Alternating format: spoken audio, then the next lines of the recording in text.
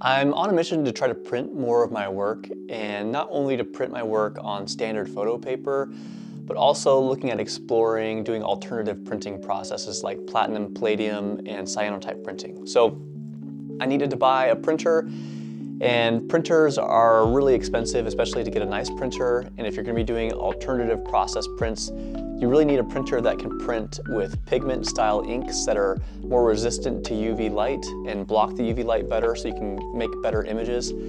So I found a used printer, a Canon Pro-10 on Facebook Marketplace. Got a good deal on it. It's only about $100. The one caveat was that it was low on ink and some of the ink was empty.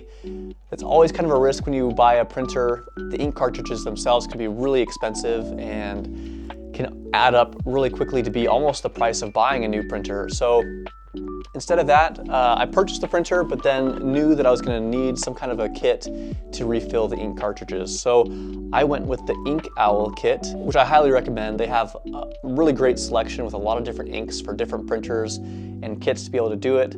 This kit included the 10 inks that the Pro-10 needs, all pigment-based inks. It has really good reviews. In addition to that, the kit includes syringes to fill the cartridges themselves, and also a chip resetter so that the printer knows when the ink cartridge is full again. This kit includes containers that you can then fill the ink cartridges up to 8 times, is what they claim. So in all, I mean, this would save me thousands of dollars over the lifetime of this printer. And so I'm really hoping that these work really well. The first thing that I did with this process is mark all the syringes with the colors. I don't want to get these mixed up in the future. I would prefer to keep these all together so that if there's any kind of pigment ink or contamination in the future, that it's all the right color when I'm pulling them back again. So I mark these with a Sharpie just to make it a little bit more clear for me in the future which ones they are. The next step is to plug in the chip resetter. My printer actually has a USB port. I'm gonna try to power the chip resetter this way. I'll go ahead and turn it on. And what you'll do is you'll remove the ink cartridge from the printer, plug it into the chip resetter until the lights indicate that it's been reset, and then fill it with ink. So I do have a few cartridges that I know are getting low. So I'll start with the photo cyan, and then we will work our way to the other one. So we'll go ahead and pull this ink cartridge out. And we can see just by looking at it that it is empty. There's nothing left in there. There's a little bit of residue on the bottom, so I'll go ahead and wipe that up before we put it on the chip resetter. But this is what we're gonna go ahead and fill first, and then we'll move on to some of the other cartridges.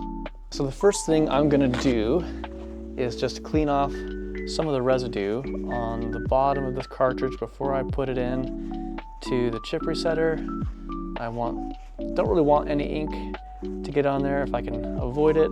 So just very carefully take these off, avoiding the pad on the cartridge itself. You don't want to touch that and damage that in any way. The next step is taking the cartridge and putting it down so that the contacts on the cartridge touch the contacts on the chip resetter, and the cartridge itself has lights that will light up. In this case, there's a flash and then a constant light. So that should mean that it is now reset. So that was a pretty simple process, and now we can go ahead and fill the cartridge. And I'm going to get a scale just to try that method out. That's one way that InkOwl recommends knowing when it's getting full. In this particular case, InkOwl says that this cartridge should weigh about 19 grams empty and 33 grams full. Go ahead and insert the syringe just into the protective cap. And we'll go ahead and pull out the right amount. This says it should take about 14 milliliters, but we'll start on the low side. And one of the important things here is that when filling, you don't want to touch the pad directly. You want those drops to drop right on top, and those soak in here pretty quick initially.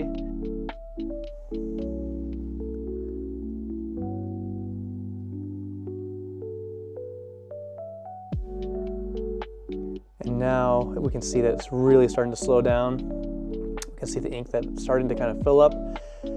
And so at this point, just kind of go really slow, allow it to just absorb a little bit more slowly into the cartridge. I don't want to put in too much. And you can see now that it's kind of starting to pool at the top. All right, we let it sit for a few minutes and I think it's absorbed all the ink that it's going to absorb.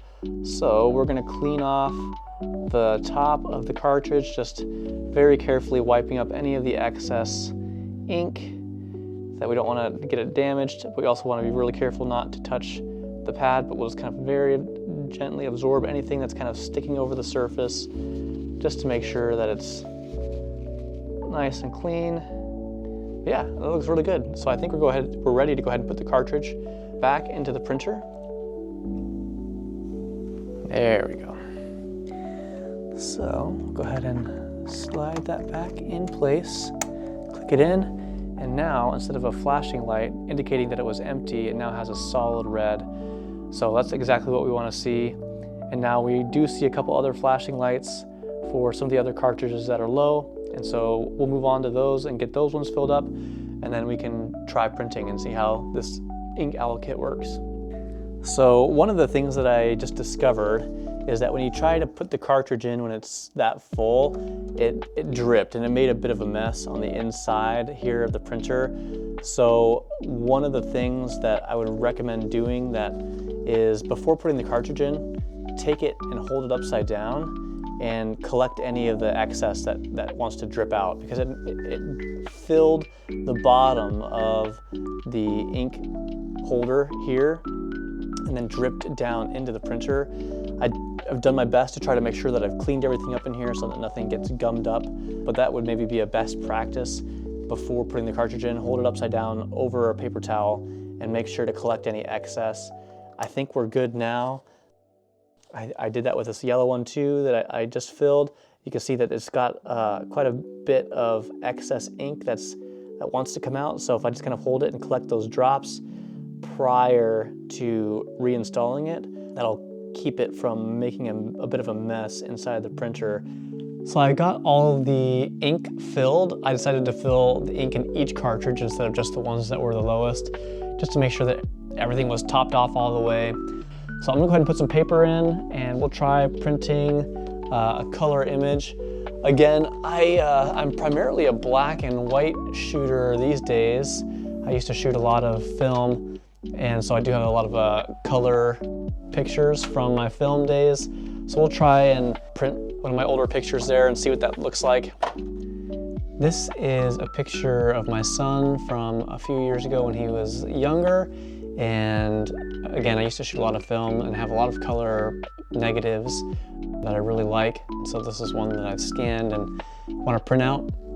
So I've already adjusted all the settings that I want to. I'm gonna go ahead and click print and hoping for the best. So that's what I want to see. When you look at the dialog box that pops up from Canon, it does show that all of my ink cartridges are full. So that chip resetter worked really nicely. So it's in reality coming out of the printer quite slow, but we'll speed it up for the sake of the video.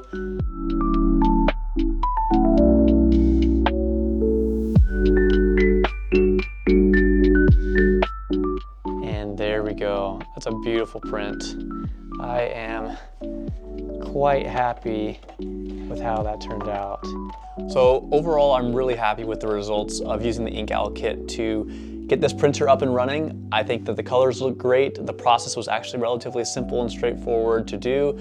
I would recommend it if this is something that you're interested in, or you have a printer yourself, or you find one secondhand, just to give it that second life, save some money on ink costs. If you found this video helpful in any way, please consider subscribing and liking the video. I'm gonna start using this printer, hopefully more for printing my own work, but then also for doing some alternative process prints as well. So I hope that you'll consider following me along for that journey, and I'll see you on the next one.